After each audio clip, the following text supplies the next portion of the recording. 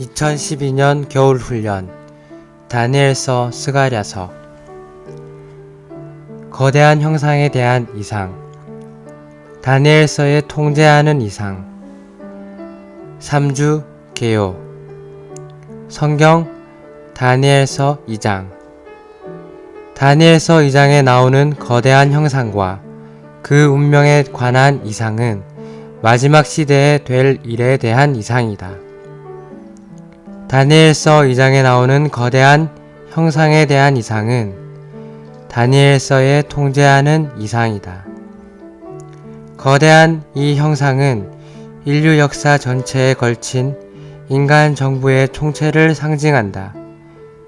인류 역사에서 인간 정부는 형상의 머리로 상징되는 신할 땅에 있는 바벨의 인간 정부로부터 시작해서 10발가락으로 상징되는 10왕들이 있는 로마 제국의 인간 정부로 종결된다.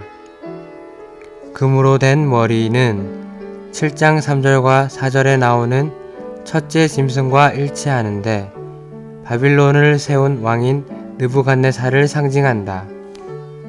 은으로 된 가슴과 두 팔은 7장 5절에 나오는 둘째 짐승과 일치하는데 메데, 페르시아를 상징한다. 노수로 된 배와 두 넓적 다리는 7장 6절에 나오는 셋째 짐승과 일치하는데 마케도니아를 포함한 헬라를 상징한다. 철로 된 두 다리와 일부는 철로, 일부는 진흙으로 된 두 발은 7장 7절과 8절에 나오는 넷째 짐승과 일치하는데 마지막에 열왕이 있을 로마 제국을 상징한다. 인간 정부는 그 시작부터 종결까지 언제나 세 가지를 하는데 그것은 하나님께 반역하는 것과 사람을 높이는 것과 우상들을 숭배하는 것이다. 다니엘서 2장에 있는 인간 형상에 따르면 하나님께서 보시기에 모든 인간 정부는 네 제국으로 구성된다. 이 네 제국은 바빌론 제국과 메데 페르시아 제국과 마케도니아 헬라 제국과 로마 제국이다. 인간 정부는 니무롯이 세운 바벨에서 시작되었고 적 그리스도의 다스림 아래 있는 부흥된 로마 제국으로 끝마칠 것이다. 로마 제국의 형태와 외형은 사라졌을지라도 로마 제국의 문화와 정신과 본질은 오늘날까지 계속 존재하고 있다. 대환난의 시작에 로마 제국의 형태와 외형이 적 그리스도의 다스림 아래에서 복원될 것이다. 다니엘서와 요한계시록에 따르면 로마 제국의 마지막 가이사가 적 그리스도일 것이고 이 적 그리스도는 열왕들의 지지를 받을 것이다. 이와 같이 바벨에서 니무롯으로 시작한 인간 제국들의 총체는 적 그리스도와 열왕들로 완결될 것이다. 거대한 인간 형상의 머리가 바빌론이라면 형상 전체 또한 틀림없이 바빌론이다. 하나님께서 보시기에 니무롯부터 적 그리스도까지 인간 정부 전체가 바빌론이다. 마지막 가이사인 적 그리스도의 다스림 아래에서 로마 제국은 정치적인 바빌론이자 종교적인 바빌론 모두일 것이다. 적 그리스도의 제국은 정치적이고 물질적인 바빌론, 즉 큰 바빌론일 것이며 반면에 비밀, 큰 바빌론이라 불리는 로마 천주교는 종교적인 바빌론일 것이다. 철로 된 두 다리는 동로마 제국과 서로마 제국을 상징하며 일부는 철로, 일부는 진흙으로 된 두 발과 발가락들은 로마의 몰락 이후와 그리스도의 두 번째 오심 이전 기간에 있는 나라들을 상징한다. 이 나라들은 일부는 독재국가이고 일부는 민주국가이다. 형상의 10발가락은 적 그리스도의 다스림 아래 있는 부흥되고 복원된 로마 제국의 열왕들을 상징한다. 거대한 인간 형상의 처음 세 부분과 두 다리로 상징된 역사의 기간들은 이미 성취되었지만 10발가락으로 상징된 기간은 아직 성취되지 않았다. 그 기간은 현 시대의 마지막에 성취될 것이다. 거대한 인간 형상의 운명은 손을 대지 않고 뜨인 돌에 의해 산산이 부서지는 것이다. 이 돌은 그리스도이다. 십자가에 못 박히심으로 그리스도는 죽음에 넘겨지시어 하나님에 의해 잘라지셨고 부활 안에서 그리스도는 뜨이셔서 세 방면을 가진 돌, 곧 교회 건축을 위한 기초돌과 모퉁이 돌, 믿지 않는 유대인들에게는 걸림돌, 인간 정부 총체를 멸하기 위한 산산이 부수는 돌이 되셨다. 그리스도는 산산이 부수는 돌로 오실 때 홀로 오시지 않을 것이다. 반대로 그리스도는 그분의 군대인 그분의 이기는 이들, 그분의 신부, 그분의 증거와 함께 오실 것이다. 비밀의 시대인 교회 시대 동안에 그리스도는 그분의 신부가 될 교회를 건축하고 계신다.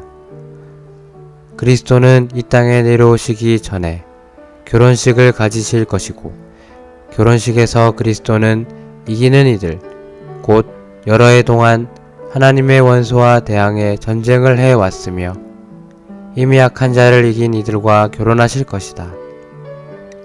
결혼식 후에 남편이신 그리스도는 갓 결혼한 그분의 신부와 함께 오셔서 자신의 군대를 가지고 하나님께 직접 대항해 싸우려고 하는 적 그리스도를 멸하실 것이다.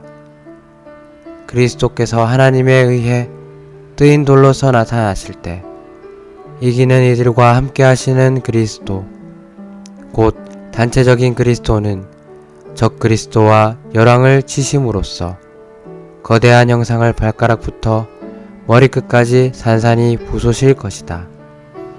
이것은 적 그리스도로부터 니무롯에 이르기까지의 인간 정부 총체에 대한 그리스도의 우주적인 심판이 될 것이다. 이렇게 하여 옛 창조 안에 있는 이 땅의 인간 정부 시대가 마감되고 하나님께서 천년 왕국에서와 영원토록 새 하늘과 새 땅에서 온 땅을 다스리시는 하나님의 통치 시대가 시작될 것이다.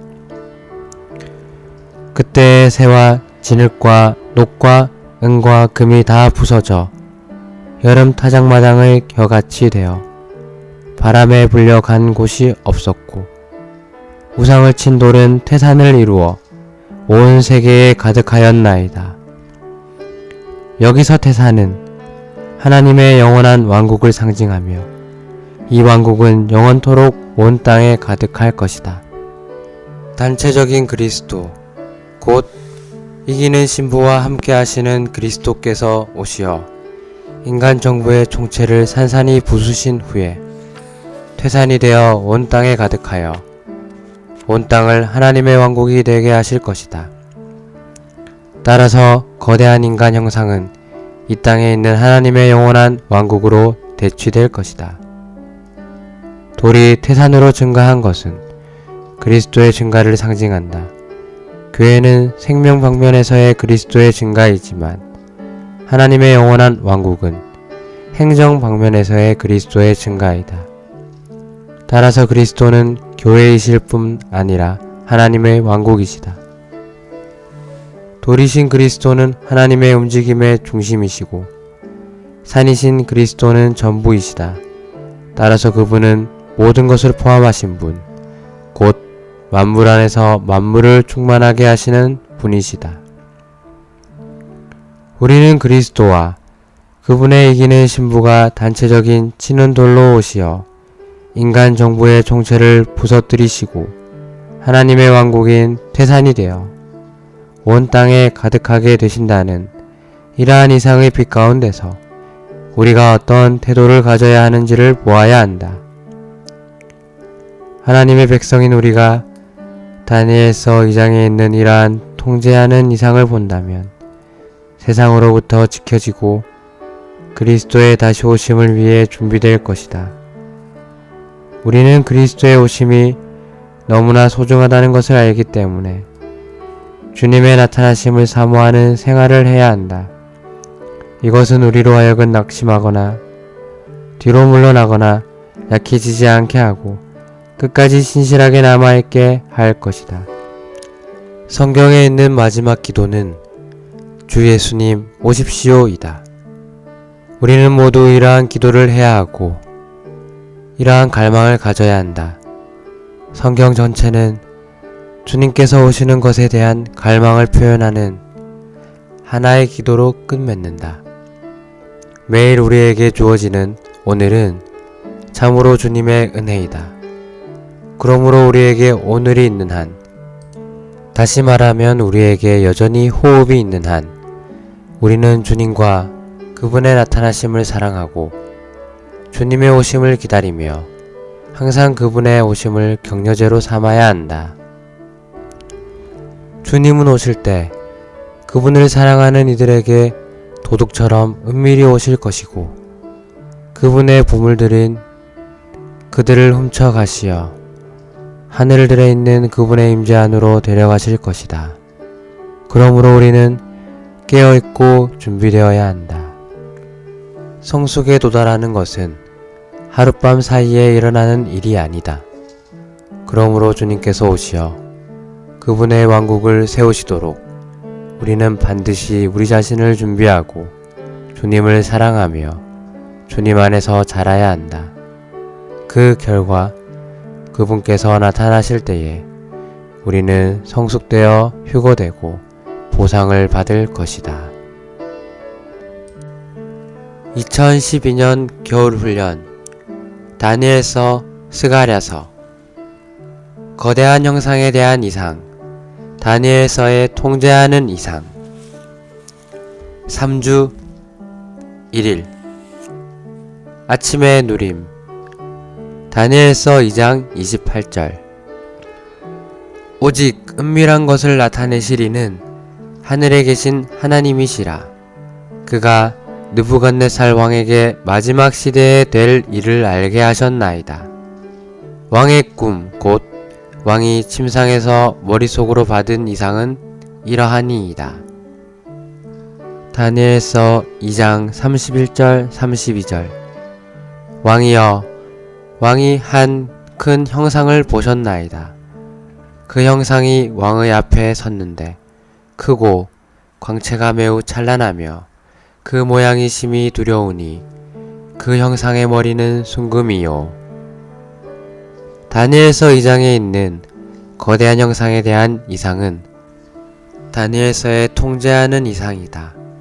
1장은 단순히 도입인 반면에 2장은 우리에게 통제하는 이상, 곧 7장부터 12장까지에 있는 다니엘의 이상들을 이해하는 데 열쇠가 되는 이상을 보여준다. 거대한 이 형상은 인류 역사 전체에 걸친 인간 정부의 총체를 상징한다. 인류 역사에서 인간 정부는 이 형상의 머리로 상징되는 신할 땅에 있는 바벨의 인간 정부로부터 시작해서 10발가락으로 상징되는 열왕들이 있는 로마 제국의 인간 정부로 종결된다.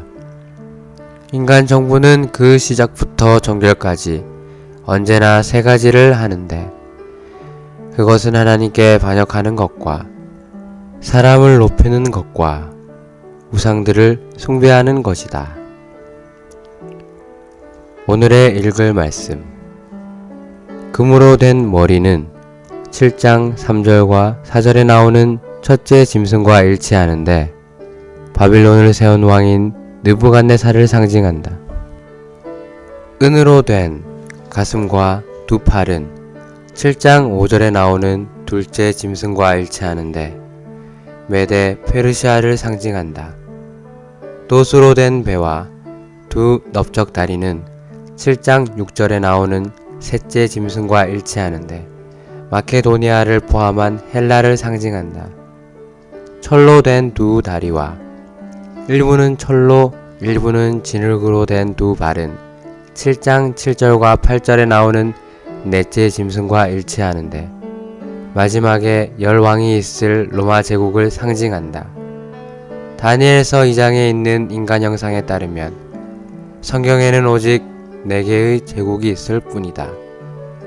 그러므로 하나님께서 보시기에 인간 역사 전체에 걸친 모든 인간 정부는 4제국으로 구성되는데, 이 4제국은 바빌론 제국과 메데 페르시아 제국과 마케도니아 헬라 제국과 로마 제국이다.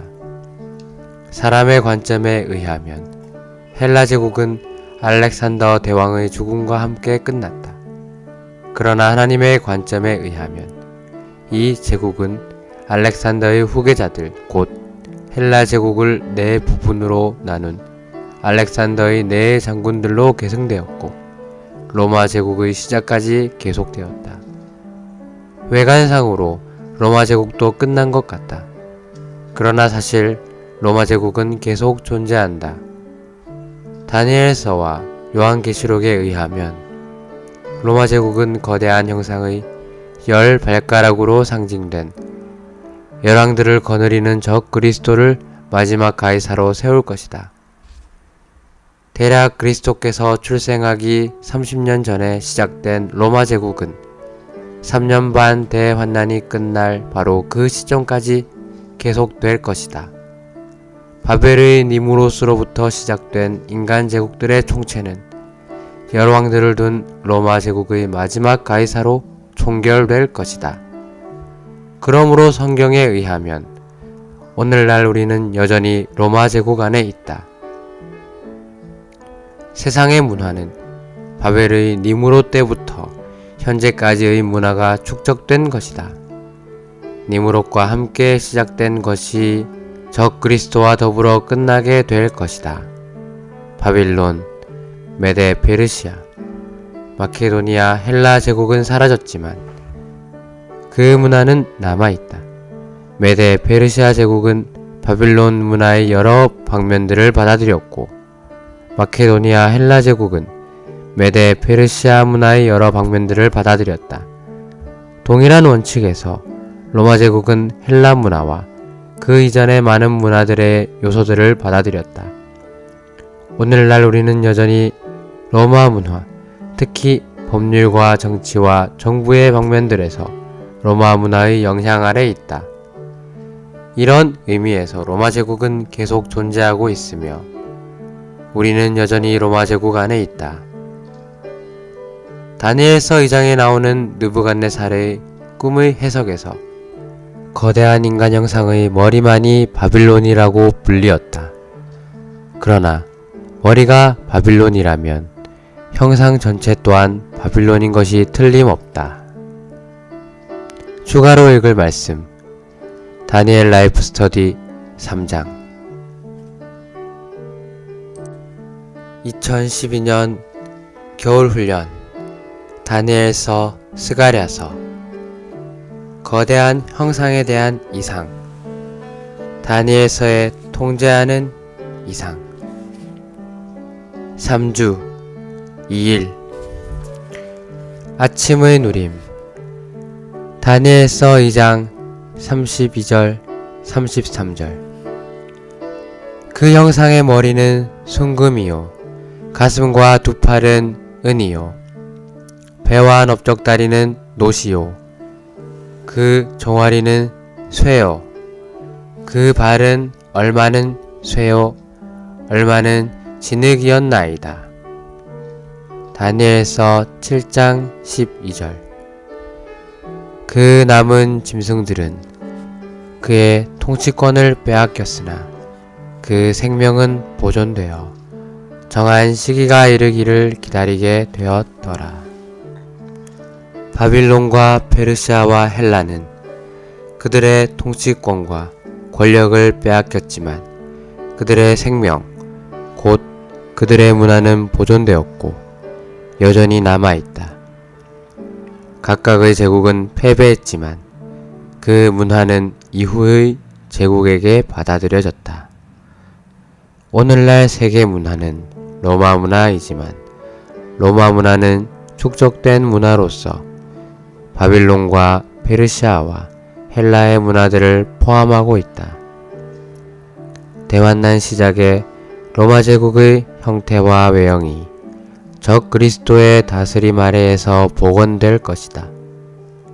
다니엘서와 요한계시록에 따르면 로마 제국의 마지막 가이사는 적 그리스도일 것이고 이 적 그리스도는 열왕들의 지지를 받을 것이다. 이와 같이 바벨의 니무롯으로 시작한 인간 제국의 총체는 적 그리스도와 열왕들로 완결될 것이다. 오늘의 읽을 말씀. 성경은 다니엘서 2장에 있는 느부갓네살이 본 인간 형상이 사실 바벨성을 세운 니무롯부터 시작되었음을 계시한다. 니무롯이 바벨을 건축한 것이 바빌론의 시작이었다. 바빌론은 그 후로 메데 페르시아 제국, 헬라 제국, 로마 제국을 거쳐 계속되었다. 그것은 결국 로마 제국의 마지막 가이사인 적 그리스도와 그의 열왕들을 포함할 것인데 이 열왕들은 거대한 형상의 10발가락으로 상징되어 있다. 요한계시록은 우리에게 적 그리스도인 마지막 가이사의 지배 아래서 로마 제국이 정치적이고도 종교적인 바빌론이 될 것임을 말해주고 있다. 요한계시록 18장은 적 그리스도의 제국을 정치적이고 물질적인 바빌론, 즉 큰 바빌론으로 언급한다. 더 나아가 기독교를 국교로 받아들인 콘스탄티누스 황제로 말미암아 기독교는 본질이 변하여 요한계시록 17장에서 비밀, 큰 비밀이라 불리는 천주교가 되었다. 이것은 종교적인 바빌론이다. 그러므로 바빌론 그 자체가 바빌론일 뿐만 아니라 로마 제국까지도 바빌론이다. 우리의 관점에 따르면 서로 다른 많은 나라와 국가와 제국이 있다. 그러나 하나님의 눈에는 니무롯부터 적 그리스도까지의 인간 정부 전체가 바빌론이다. 우리는 오늘날 우리가 거대한 인간 형상의 어느 부분에 살고 있는지를 생각해 보아야 한다. 60여 년 동안 성경과 세계 정세를 연구한 결과 나는 우리가 형상의 발 부분, 곧 10발가락에 매우 근접한 부분에 살고 있다고 믿는다. 세계 정세, 특히 유럽의 정세는 성경의 예언과 일치하도록 조절되어 왔다. 이것을 분명히 본다면 우리는 우리가 어디에 있고 또 무엇을 해야 하는지를 알게 될 것이다. 로마 제국의 형태와 외양은 사라졌을지라도 로마 제국의 문화와 정신과 본질은 오늘날까지 계속 존재하고 있다. 그러나 로마 제국의 그 형태와 외양이 적 그리스도의 다스림 아래에서 복원될 것이다.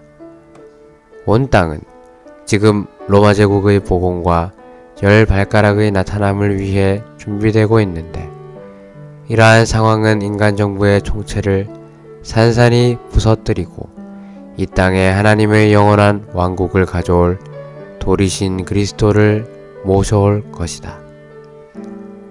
다니엘서 2장에 있는 내 제국은 다니엘서 7장에 있는 내 짐승과 일치한다.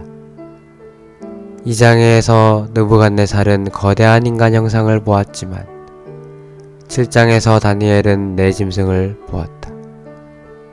느부갓네살을 상징하는 금으로 된 머리는 사자와 같은데 독수리의 날개가 있는 첫째 짐승과 일치한다.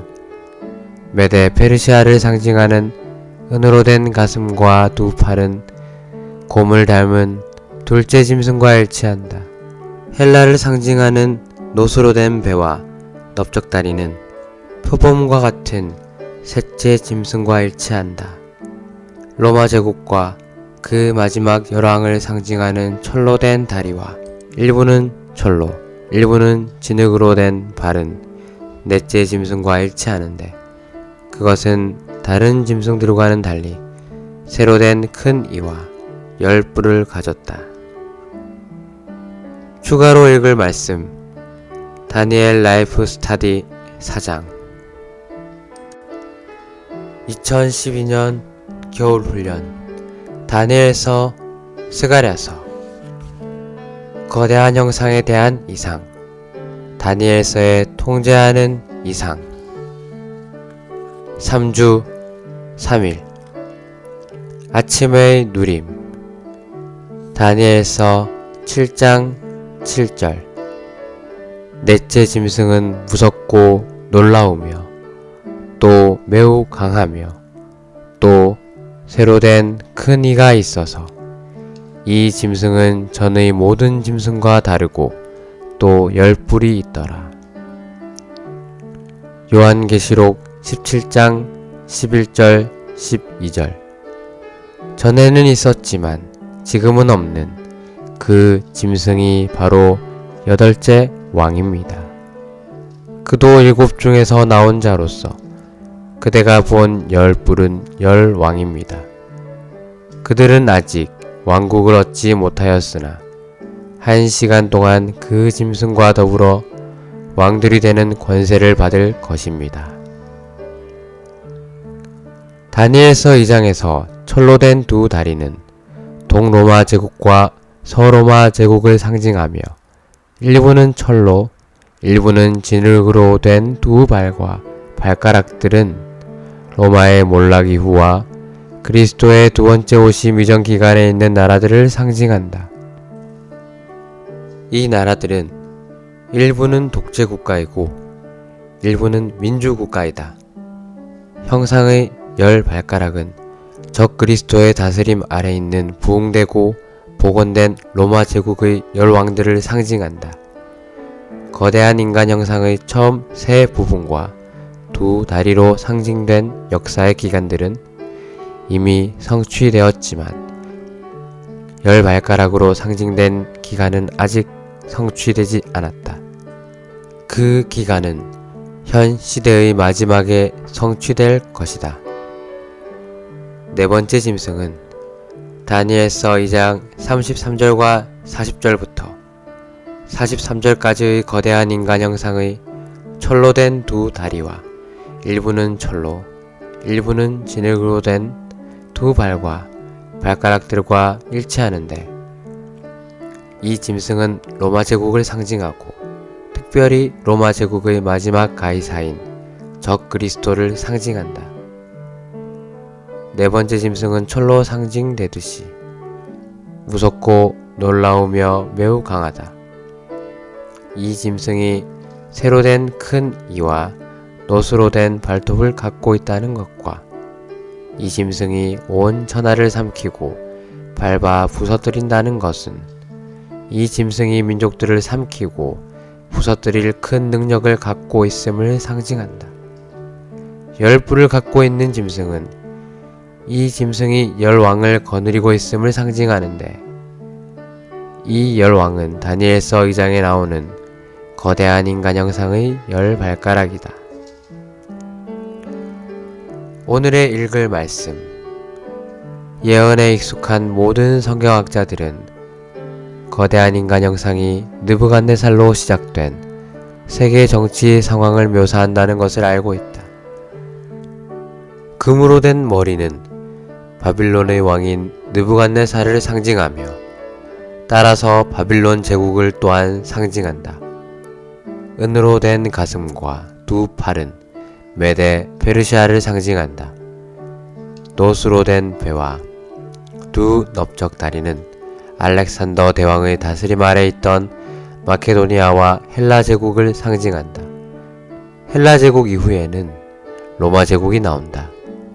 로마 제국은 철로 된 두 다리로 상징되는데 철은 로마 제국의 강력한 힘을 가리킨다. 내 왕국은 금과 은과 놋과 철로 상징된다. 첫 번째는 금인데 이것은 그 시작이 더욱더 영광스러웠다는 것을 가리킨다.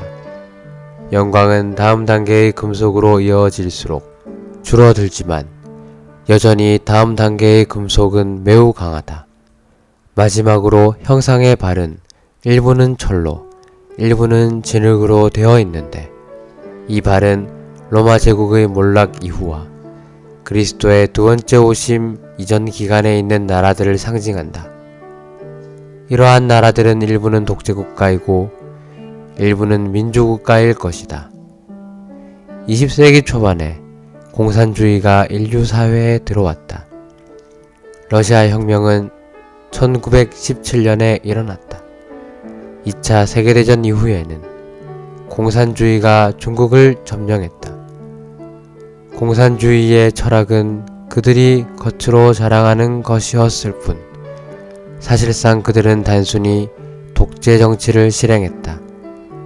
러시아에서 공산주의가 시작된 이후로 오늘날까지 약 70년이 지났다. 공산주의는 인간 형상의 발의 철과 같다. 이것은 매우 강하여 반대하는 것은 무엇이든 산산이 부숴버리지만 하나님은 철을 약하게 만드는 길을 갖고 계신다. 그분의 길은 철을 진흙과 섞는 것이다. 오늘날 진흙이라고 말할 수 있는 동유럽 사람들이 철과 같은 공산주의를 상대하고 약화시키려고 일어나고 있다. 결국 철은 진흙을 상대하지 못하고 무력하게 되고 힘을 잃을 것이다. 이것은 동유럽에서 성경의 예언이 어떻게 성취되는지를 보여주며 또한 우리가 거대한 인간 형상의 철 진흙 단계에 있다는 것을 보여준다. 동유럽에서 수많은 사람들이 일어나고 있다. 최근에는 중국 본토에서 자유를 갈망하는 수많은 사람들이 일어났다. 진흙이 일어날 때 철의 힘은 약화된다.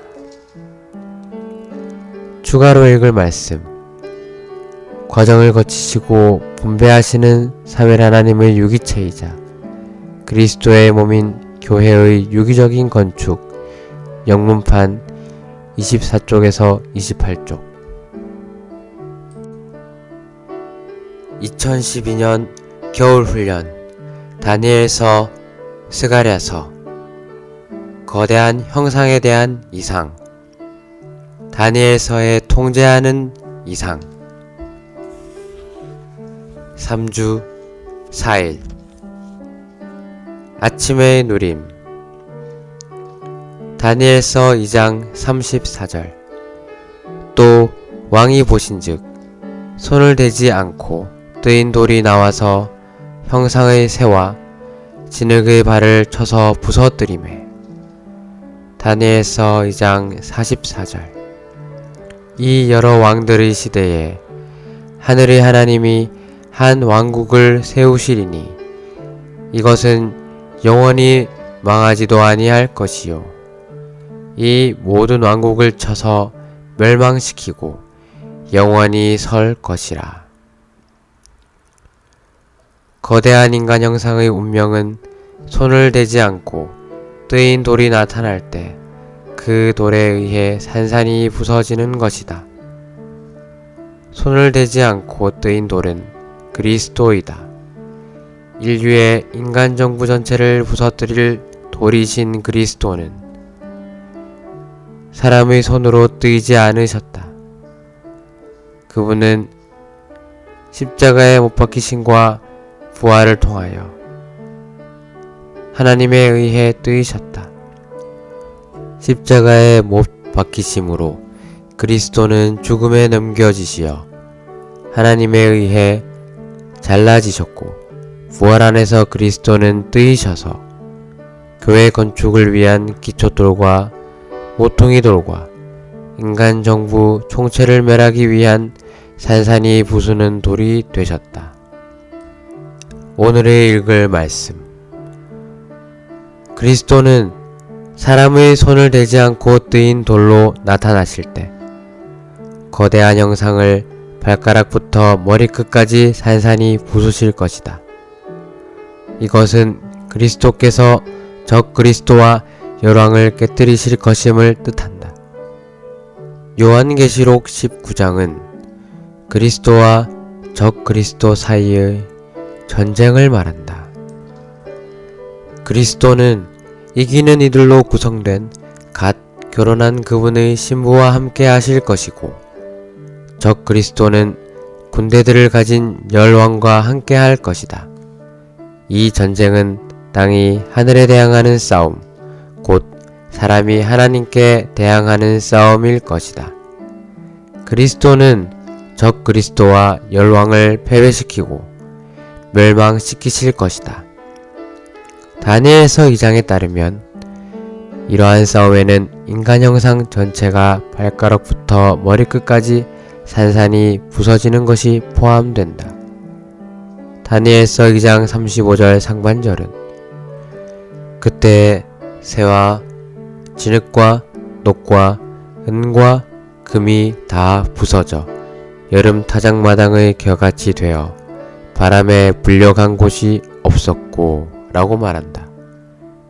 이것은 님으로부터 적그리스도까지 모든 인간 정부의 완전한 멸망을 상징한다. 그러므로 인간 정부는 하나님께서 뜨신 돌이신 그리스도께서 나타나실 때 이 그리스도에 의해 끝나게 될 것이다. 그리스도는 세 방면을 가진 돌이시다. 첫째로 믿는 이들에게 그리스도는 그들이 신뢰하는 기초 돌이시다. 돌이신 그리스도의 이 방면에 관하여 이사야서 28장 16절은 보라 내가 한 돌을 시온에 두어 기초를 삼았노니 곧 시험한 돌이요 귀하고 견고한 기초 돌이라 라고 말한다.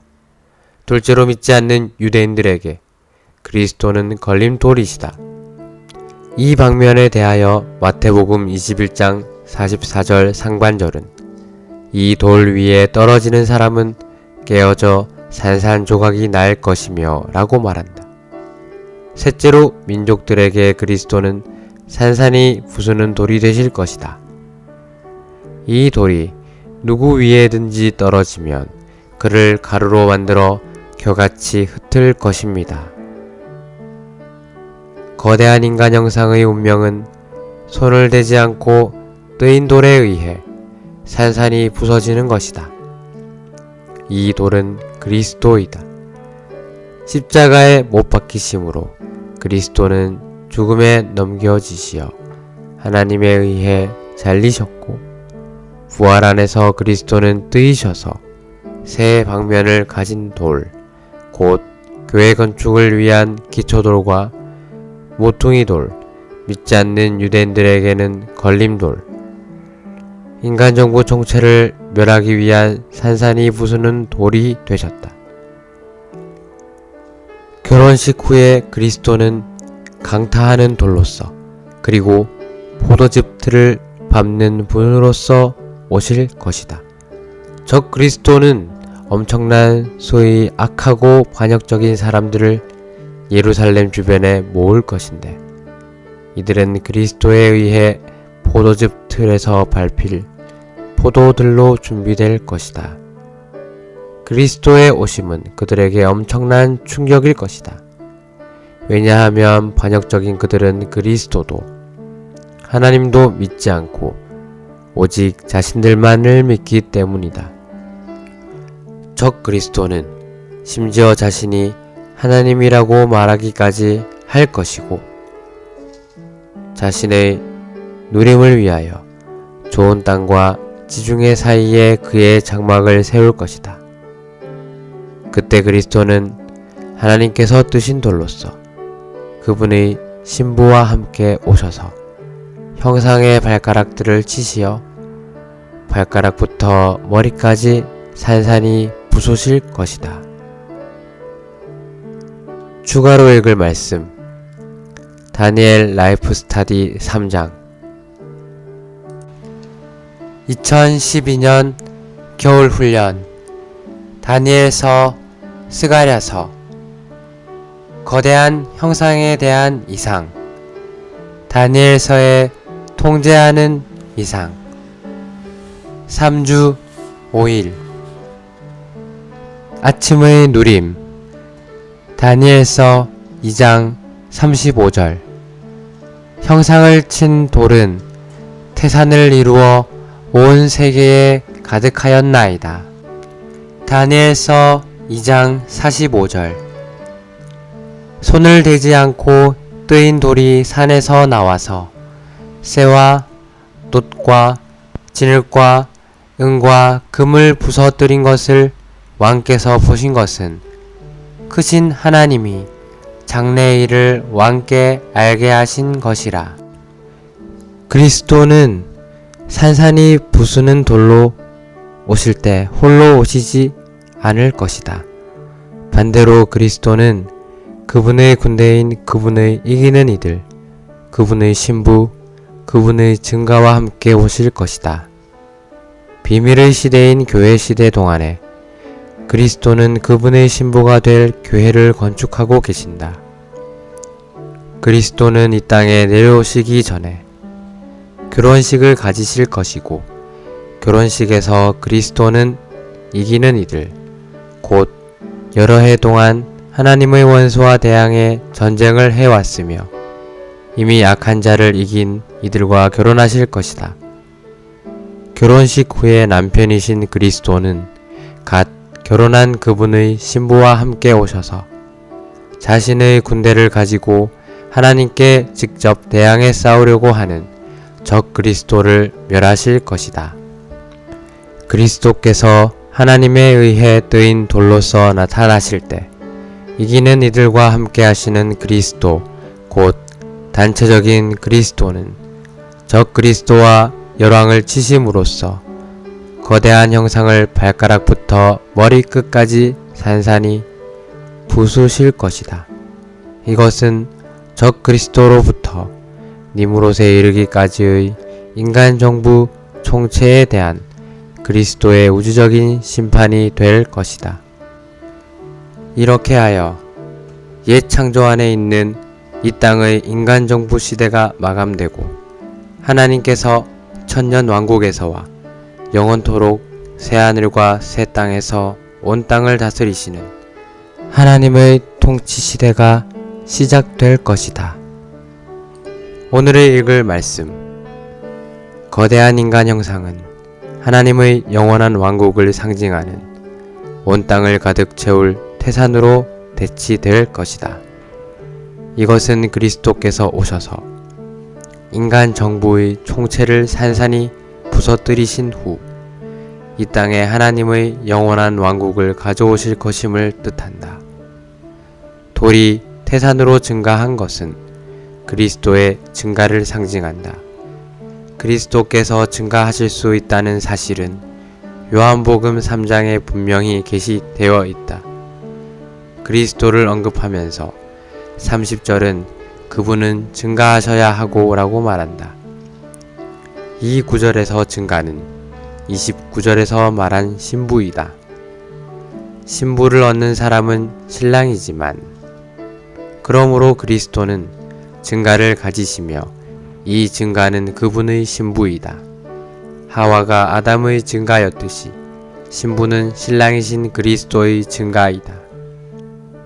오늘날 교회는 생명 방면에서의 그리스도의 증가이지만 하나님의 영원한 왕국은 행정 방면에서의 그리스도의 증가이다. 생명 방면에서의 그리스도는 증가되시어 교회가 되신다. 행정 방면에서 그리스도는 증가되시어 하나님의 영원한 왕국이 되신다. 따라서 그리스도는 교회이실 뿐 아니라 하나님의 왕국이시다. 교회와 왕국은 모두 그리스도의 증가이다. 마가복음 4장 26절부터 29절까지에 있는 씨의 비유는 어떻게 해서 하나님의 왕국이 그리스도의 증가인지를 계시한다. 26절은 하나님의 왕국은 이와 같습니다. 어떤 사람이 땅에 씨를 뿌리고서 라고 말한다. 이 씨는 신성한 생명의 체현이신 그리스도이다. 비유에 따르면 이 씨는 싹을 내고 자라고 열매 맺고 성숙하며 수확을 가져온다. 그리스도께서 오셔서 그분 자신을 인성이라는 흙 속에 씨로서 뿌리신 때로부터 그분은 자라고 증가해 오셨다. 결국 이 증가는 온 땅을 가득 채워 하나님의 영원한 왕국이 되는 태산이 될 것이다. 다니엘서 2장에 있는 돌과 산이신 그리스도에 대한 말씀은 그리스도께서 하나님의 움직임의 중심과 전부이심을 계시한다. 우리는 돌이신 그리스도께서 중심이시며 산이신 그리스도께서 전부이시라고 말할 수 있다. 돌은 중앙이신 그리스도이며 산은 둘레, 곧 전부이신 그리스도이다. 그리스도는 참으로 모든 것을 포함한 분이시다. 그분은 돌이시며 또한 산이시다. 그분은 교회이시며 또한 왕국이시다. 그리스도는 그분의 증가와 함께 온 땅을 가득 채우는 태산이시다. 추가로 읽을 말씀 다니엘 라이프 스터디 4장 2012년 겨울훈련 다니엘서 스가랴서 거대한 형상에 대한 이상 다니엘서의 통제하는 이상 3주 6일 아침의 누림 다니엘서 7장 13절 14절 내가 또 밤 이상 중에 보니 사람의 아들 같은 이가 하늘 구름을 타고 와서 옛적부터 항상 계신 이에게 나아가 그 앞으로 인도되매 그에게 통치권과 영광과 왕국을 주고 모든 백성과 나라들과 다른 언어를 말하는 모든 자들이 그를 섬기게 하였으니 그의 통치권은 소멸되지 아니하는 영원한 통치권이요 그의 왕국은 멸망하지 아니할 것이니라.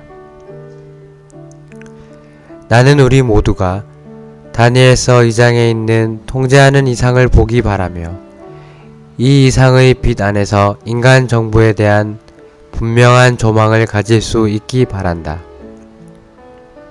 사람의 눈에는 다양한 정부가 있다. 그 중에 어떤 것은 좋고 어떤 것은 나쁘다. 그러나 하나님의 눈에는 모든 인간 정부가 짐승이다.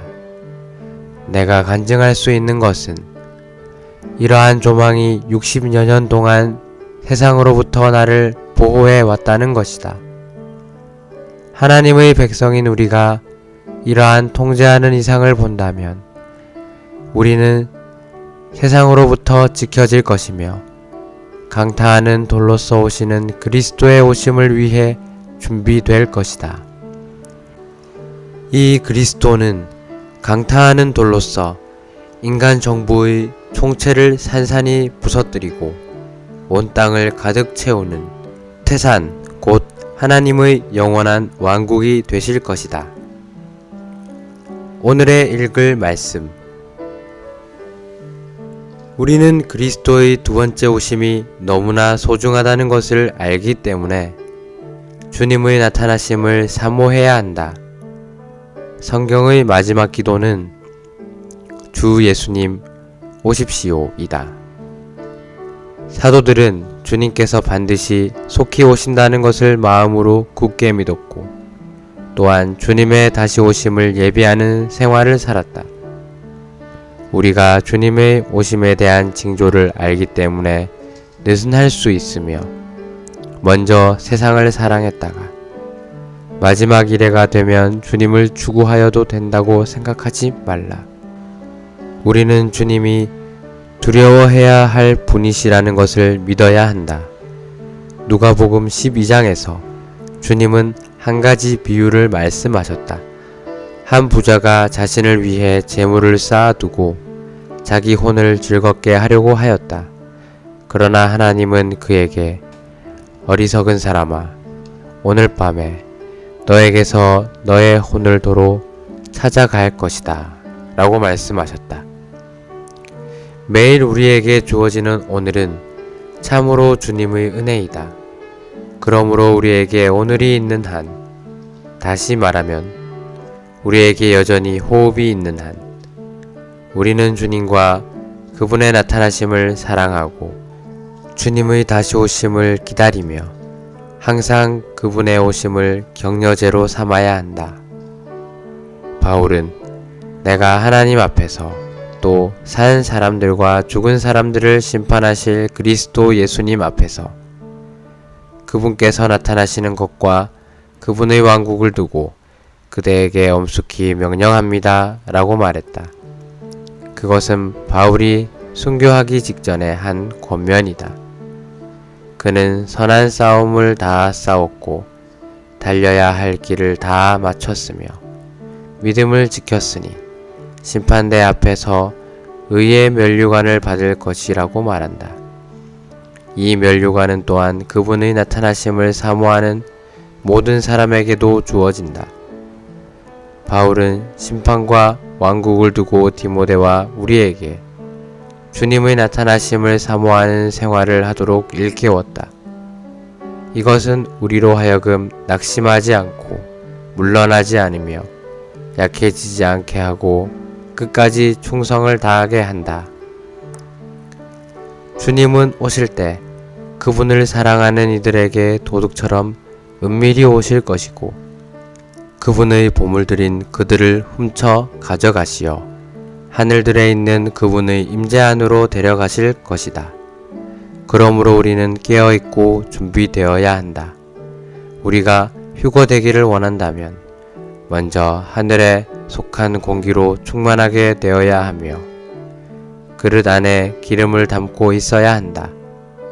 우리가 땅에 뿌리를 내리고 날마다 이 세상의 염려와 땅에 속한 향락으로 점유되어 있다면 그날에 휴거될 길이 없다. 우리는 롯의 아내를 기억해야 한다.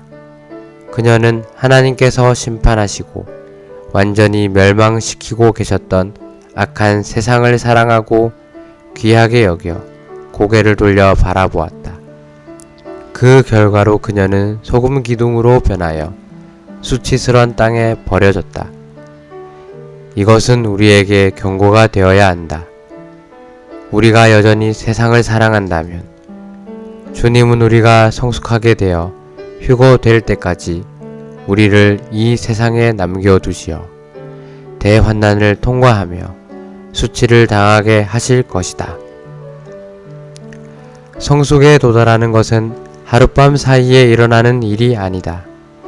그러므로 주님의 오심을 위해 우리는 반드시 우리 자신을 준비하고 주님을 사랑하며 주님 안에서 자라야 한다. 그 결과 그분께서 나타나실 때에 우리는 성숙되어 휴거되고 보상을 받을 것이다. 추가로 읽을 말씀. 하나님께서 정하신 길의 최신 말씀과 그리스도의 파루시아의 징조 7장